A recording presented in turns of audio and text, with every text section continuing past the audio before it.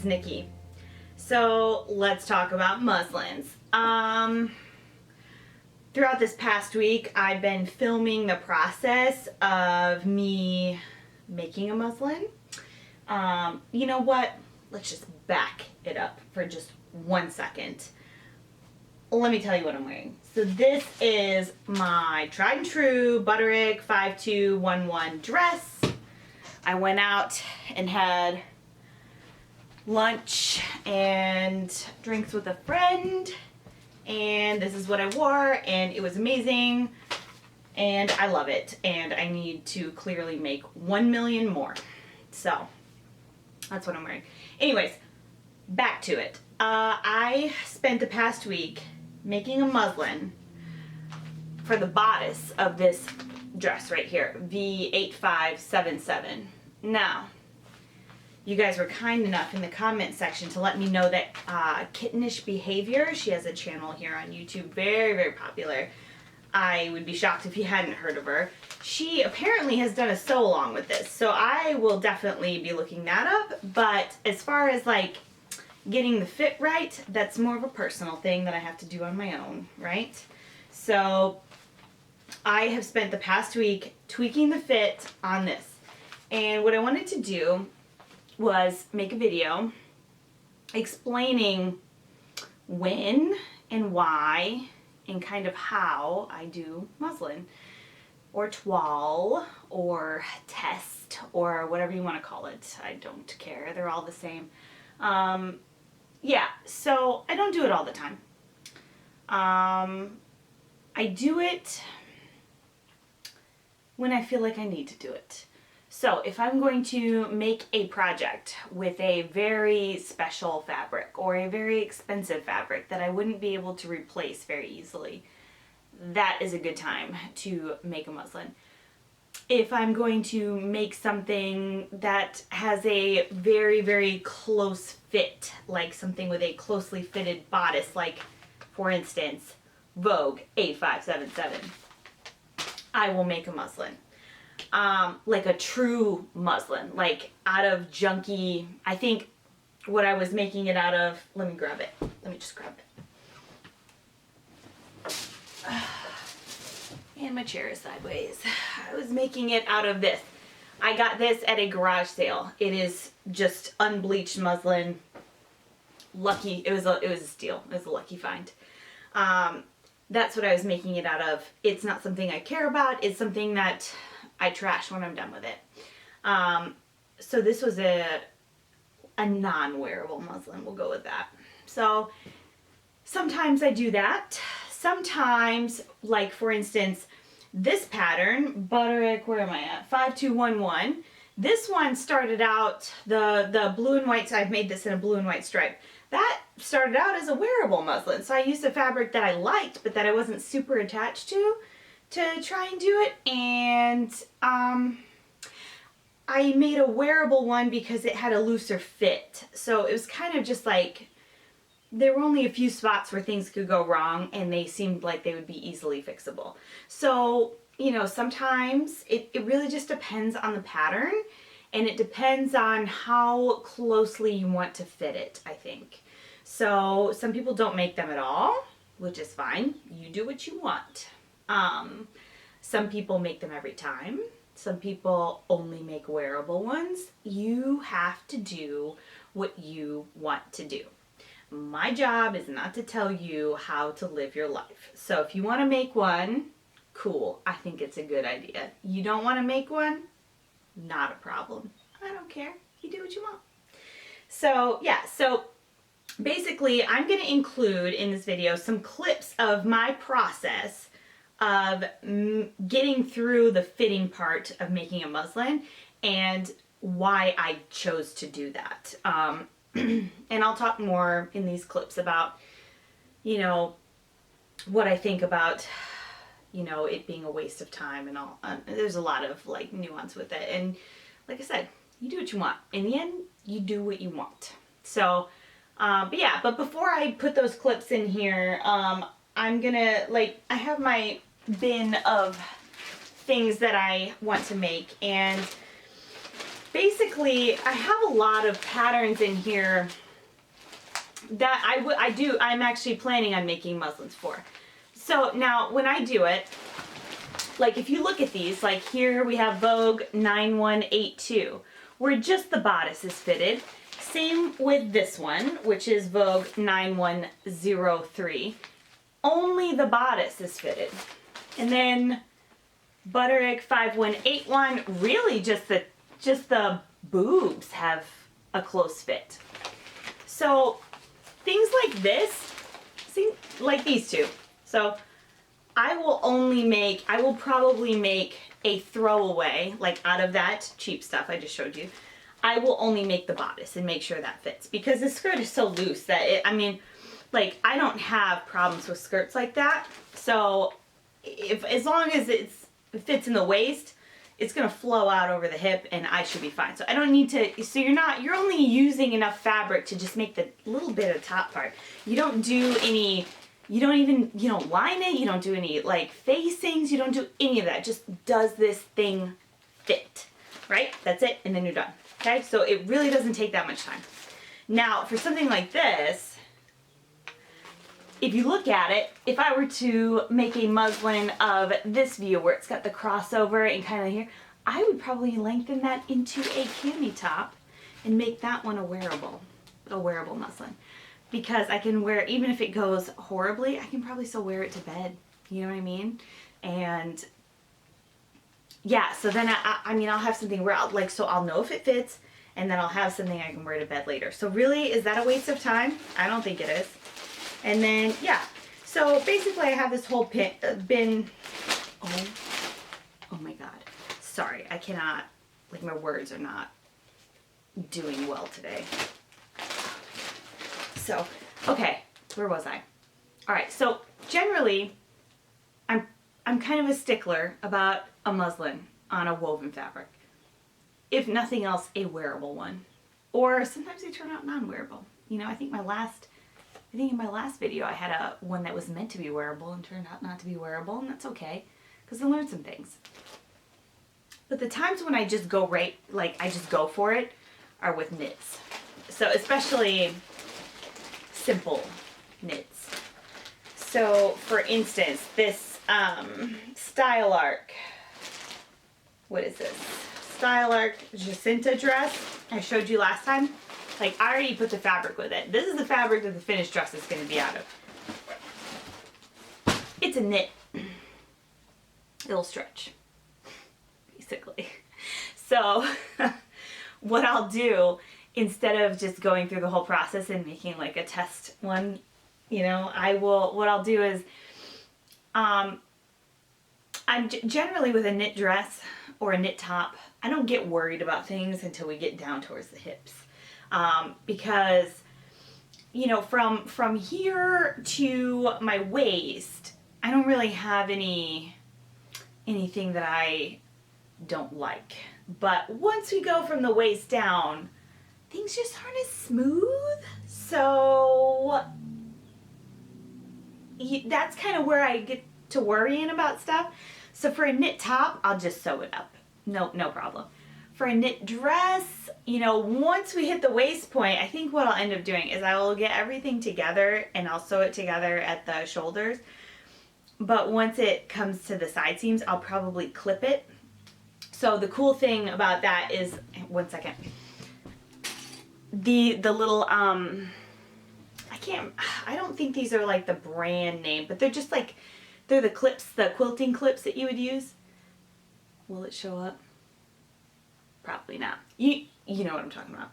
These little clips. This is almost, I think it might even be a 5/8 seam allowance. Let's see. Oh, let me check. Okay, it's a 1/2 inch. It's a little over a 1/2 inch, right? So if I clip up the side of the dress with this, I'll get a pretty good idea of how that thing is going to fit once I sew the seam up. And if it's horrific, I just take a smaller seam allowance or a bigger one, whatever the need may be. So yeah, so for knits, I really don't actually make muslins. That's probably the exception to it. Everything else I kind of either test it on something that's wearable but I don't like, or I do a full-blown, let's sew this thing together, you know, 3 or 4 times. Anyways, so I will go ahead and show you my process right here, and keep in mind that during the week, Monday through Friday, my main sewing times are after I get out of bed and before I have to go to work.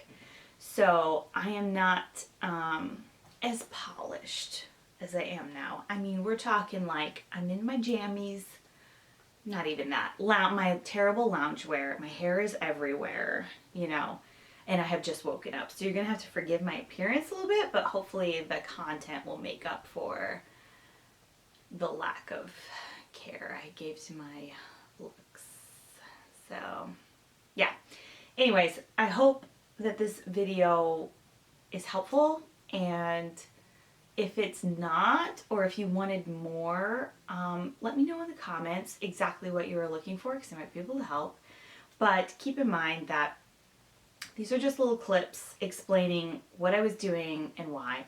And the thing is so I didn't include me actually sewing the item, because there are a million channels out there if you need to learn how to sew something together.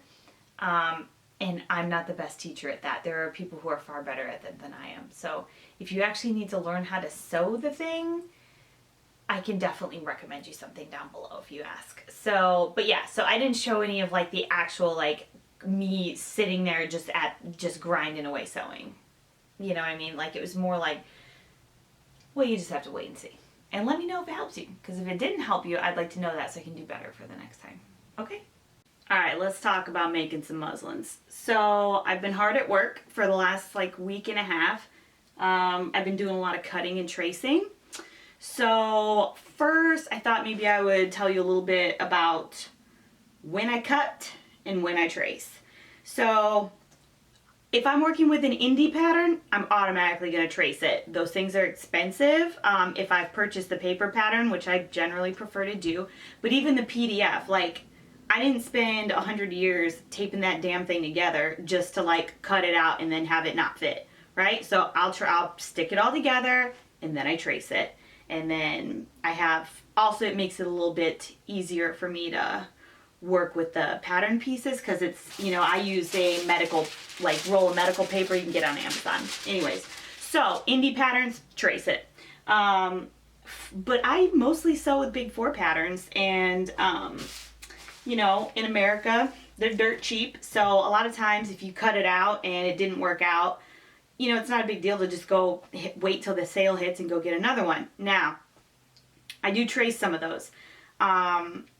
Basically, if it's a knit pattern, I don't bother, because there's just a little bit more wiggle room for making things fit. And generally, like, I've been working with these patterns long enough to get a feel for my size for each company. Yeah, so basically I am generally a size 12 right here and 12-ish in the bust. Usually that if it's a woven, it requires a FBA, a small one. And then I grade out to a 14 at the waist. And if I'm making a dress, the hip doesn't really matter usually, because I don't generally wear tighter fitting ones. The Mimi G was an exception, but I made a muslin for that. So I'm getting ahead of myself. So let me just show you what I've got out right now. Now this is the last thing that I happened to be working on, so I just left it out. Basically, there's no rhyme or reason to why I chose to do this one first. But we've got Vogue 8577. I decided to make this version, which is the same as this one, just shorter. Okay, so this one has a fitted waist, and the bodice looks fairly uncomplicated, but still, because I want this part to fit, this is the part that I traced. Once again, I basically find where the notches are. This is not scientific. This is just how I roll. I found where the notches were on the side seam, and once I saw the notch, I graded out to a 14 going into the waist, the waistband piece. So, you know, we'll give that a try. So what I did was, so here is a piece that I cut out or traced. All of the bodice pieces are going to get traced. Now, the waistband pieces are these little square rectangle things right here, so I traced those. Yoke, traced it. Now, the other thing that I traced, which I probably didn't have to, were the pocket pieces. So this dress has crazy pocket pieces. They're gigantic. There's a pocket band, a pocket lining, all sorts of crap going on with these pockets. So those I traced because the pattern piece changed shape. So the lines crossed each other where it went from one size to another. Since I'm cutting the skirt out in a size 14, I just cut it out. And I won't be making a muslin of the skirt. So as long as the waistband fits, 14 is as big as this size goes, or as this pattern packet has in it. So it's such a loose skirt, I'm not super concerned about the fit on that. As long as it matches up with the waistband, we should be good. So that I felt pretty chill about just chopping it out of the pattern paper, or the sheet that it came on, the original paper. But the pocket I traced because the size changed, right? So on the skirt pieces, the different sizes, this corner, of course I picked the one with the crinkled up corner.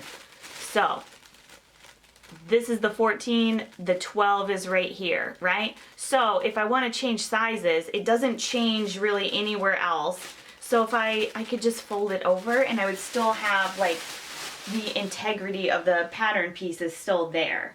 So I can still, if it's too big, I can still go down a size with this without having to worry about, you know, the curve, you know, they cross. You get it. You get what I'm saying, right?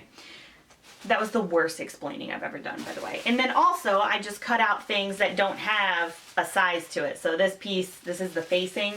There's no size marking, so it just gets cut out. I don't have time to waste on tracing things that I can just cut. Yeah, so the pocket pieces, because they change shape with the change in size, that I traced. So what I do after that is I take all of the things that I traced, the original pieces, they go back in the envelope.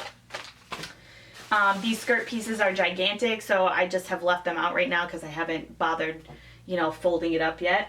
And then what I'm going to do next is I'm going to take the bodice pieces and I am going to just cut them out of probably some just like actual muslin that I picked up at a garage sale. So yeah, and with this particular pattern, because these pockets are so big, there's not really a good way for me to make this into a top, which is why I'm not super concerned with the type of fabric I'm using to make this test garment, muslin, toile, whatever you want to call it. So sometimes if I'm making a dress muslin, sometimes you can shorten it into a shirt, and then I'd be more careful about what I pick to make that. But in this case, I'm just gonna go for it. Okay, so I'll see you at the next step. Okay, I'm back again. So this one, I got the muslin sewed up, and here it is. So basically, oh man, I was not prepared for that. So I didn't put any facings on. I didn't put it, this is lined. I didn't do any of that. It's just the bare bones. What is the shell gonna look like to this? There's no buttons, there's no nothing. So this is just to get the fit. So it really went pretty quickly. I think I got this sewed together in maybe less than an hour. So when I'm doing this, basically, yeah, I leave out anything that I don't need unless I'm confused about the construction or I'm making a wearable muslin. But that's not what this is. This is just a plain old, let's just see how it fits type of deal. So you put all the darts in, you put this has gathers at the shoulder, I put that in. So basically what I'm going to do right now is just check the fit. Now, in order to do that, normally I would do this just in my bra, but for the sake of your eyes, I went ahead and this is like the thinnest, tightest tank top I own.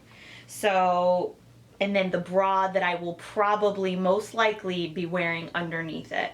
So I have different types of bras, and I try to match as best I can what I will actually be wearing under what the finished garment will be. That way I get like a really good idea of fit. So I have my pattern envelope so I can see what it's supposed to look like. And then we'll get to it. All right, I'm gonna move the camera so you can see. Oops, sorry, Meowza. Okay, so here we go.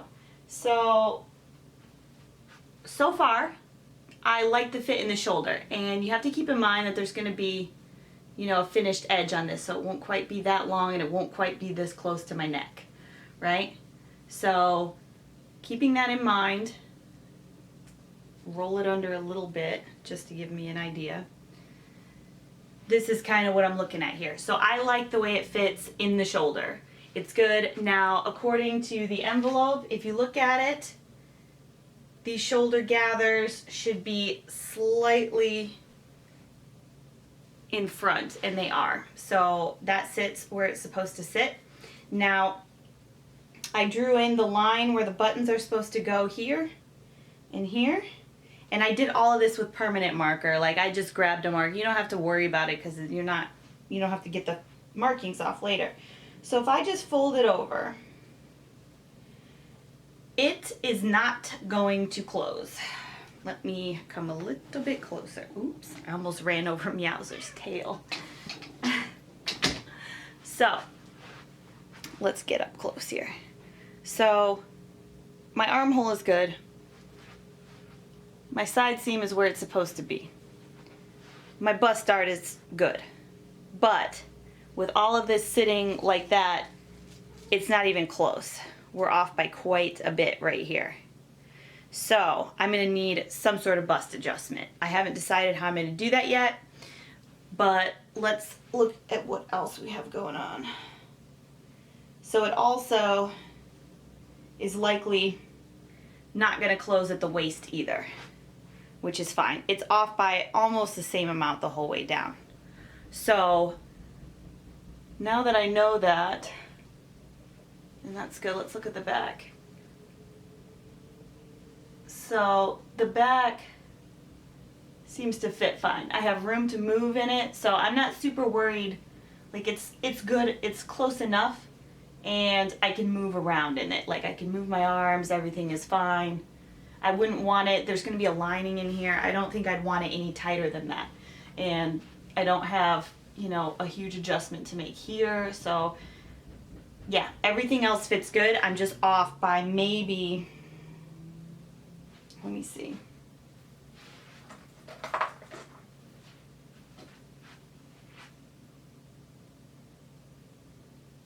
Two inches. Yeah, almost exactly 2 inches. So let me figure out what I'm gonna do, and then I'll let you know what I did. Now, full disclosure,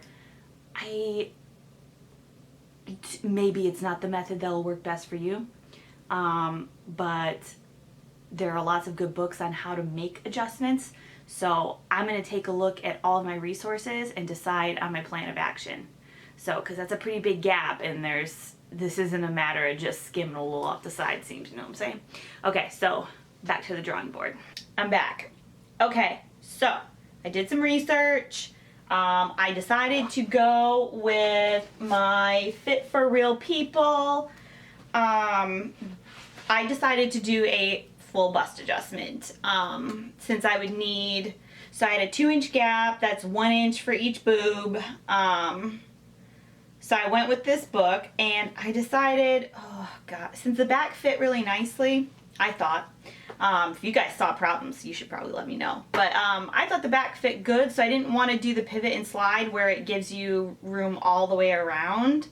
But I've never done an actual full bust adjustment before, and I have to say, that sucked. I did not enjoy that process, and I have some concerns. And so, okay, so I'm gonna move you down and show you what I did to the pattern piece, okay? One moment. Okay, here's what we've got. So this pattern has a bust dart here, right? And it was a small one and it was in the right place. So here's all the things. So I've never done this before, so I'm a little bit nervous about it, but I don't need to be because I'm not working with my actual fabric yet, so I need to just chill out. But basically, I did the adjustment like you would. Now I don't have a side bust dart, so what I ended up happening was that I created one and then closed it and rotated it up into the gathers at the top. Okay, so I have a larger dart here now, like a wider one. I kept the apex, the dart ended at the apex and it was fine. Like it looked fine to me. So the thing that I'm concerned about is the armhole, which was already a weird shape to begin with. I'm concerned that that shape changed. And then also the fact that it added length to the pattern, which I didn't necessarily, I didn't really need this length here. But we'll see what happens. I can always, you go straight across and shorten it. And so now I have more gathering here. So I did not change the yoke piece because it's gathered, so it shouldn't really affect that too much. I did have to change the waistband piece to add in the extra width I have here. So that ended up being about 1 1/8 inch when all was said and done. So that is the little front waist piece. And then to make up for the length that got added here, I had to take the back pattern piece and add some length in and then redraw the back dart. So let's see if all of this works, because I have no idea. I have only ever done the pivot and slide. So this could be a total disaster or it'll go really well. Okay guys, so I just finished sewing up the second muslin. Okay, so 1 minute, let me grab the first. So this was the first one that I made. I've already tried that one on for you. This is the second one after I made the full bust adjustment, all of this crazy stuff here. And now let me show you. So the first one would not overlap, right? So let's look at this one. And sadly, I accidentally drew the line on the wrong side here. But this one does. And I can put some, give me 1 second, I'll put some pins in it.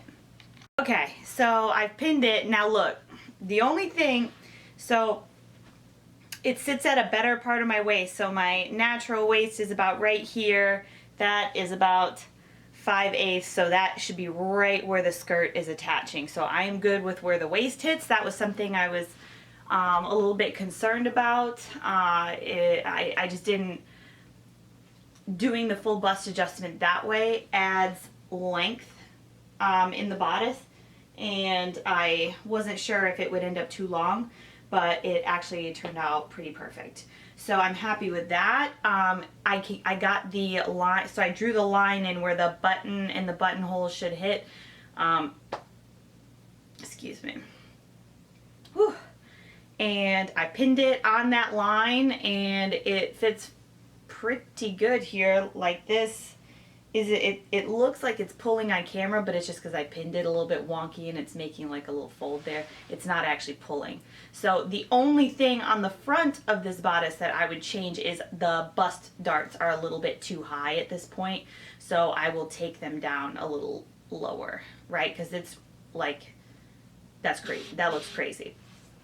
So then on the back, so if I hold my side seam down right here, I have a little bit of extra room in the back, but this is a lined dress, so I'm gonna go ahead, and that's not enough for me to bother with taking it out.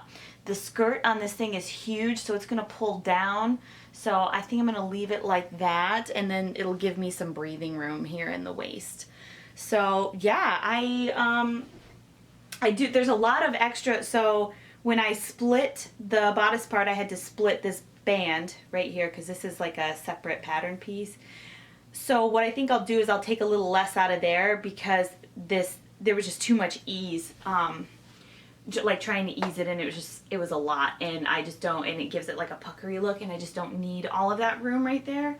So I will probably take out maybe a 1/4 inch on each side. So that's it. Bust dart and a 1/4 inch on each side. I can't believe it was that simple.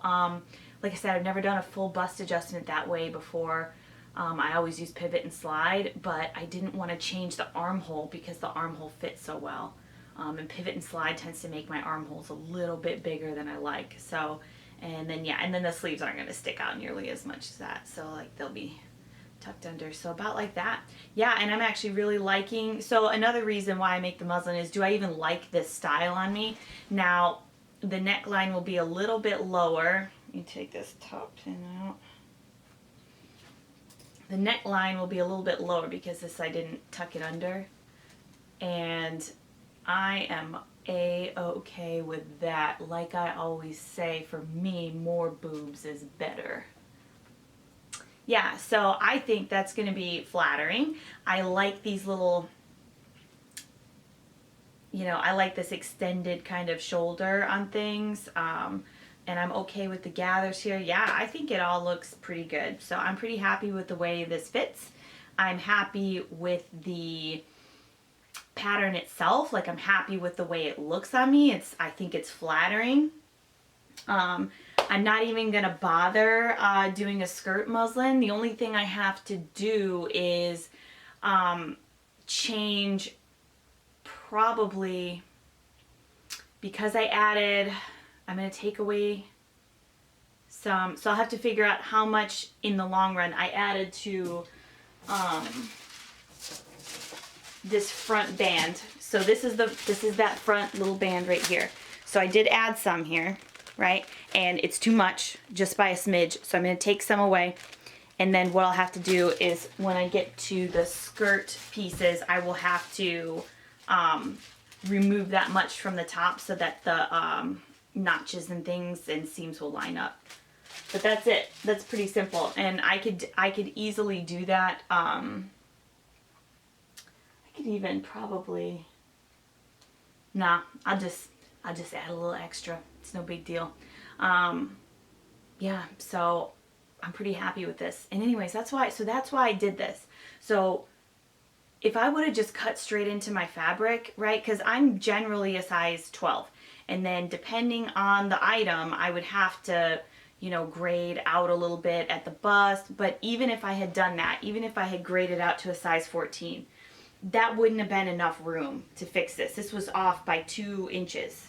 So that's a fairly large adjustment. And I'm sorry, it's very hot. So that's why I do this, is so that I don't waste my good fabric, because, you know, I have all of this fabric over here because I love it, and I don't want to be cutting into the stuff that I love when I don't know if it's going to fit. So this might have seemed like a waste of time, but I don't feel that it is. I don't feel that way at all. And you shouldn't either. You know, it doesn't take, I mean, yeah, it took me a few days, but I only have like maybe an hour and a half of sewing time per day, and I get sidetracked in the middle of it. So if I were to count up all of the time I spent on making these, it was maybe 3 hours. And if you're super limited on time, sure, but I don't want to spend the next like 4 days making this dress and then in the end have to screw around with it so much that it might not fit anyways, and then have wasted my fabric and a lot more of my time taking this thing to completion. You know, so it's better to me to just get it out of the way in the first place instead of, you know, just diving right in. And I do it, that is how I do it. Now, I don't always have like plain muslin. Sometimes I have a whole closet full of bed sheets that I use for this stuff.